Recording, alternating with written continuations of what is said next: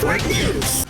Dead on the spot ang isang tricycle driver matapos mabagsakan ng natumbang puno ng akasya sa Inanos Toda parking area, Dakota Street, Barangay Poblacion Sur, Santa Maria, Ilocosur. Kinilala ang biktima na 45 years old na residente ng poblasyon sa nasabing bayan. Sa investigasyon ng Santa Maria Municipal Police Station, ang biktima kasama ang ilang mga tricycle driver ay kasalukuyang nakaparking at nagpapahinga sa lilim ng puno ng akasya nang bigla na lang mapansin ng iba pang mga tricycle driver na natutumba na ang nasabing puno. Dahil dito ay nagsigawan ang mga kasamahan nito at sinabihang umalis na sa lugar. Pero dahil nakatulog ang biktima ay hindi na agad nakatakbo at dito na bumagsak sa kanya ang puno. Dito sa aming bayan ng Santa Maria, nangyari po yung pagkamatay ng isa nating kababayan na tricycle driver, sir.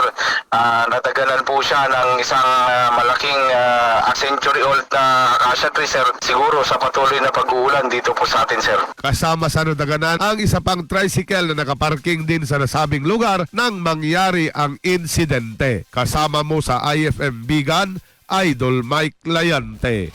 Tatak RMN.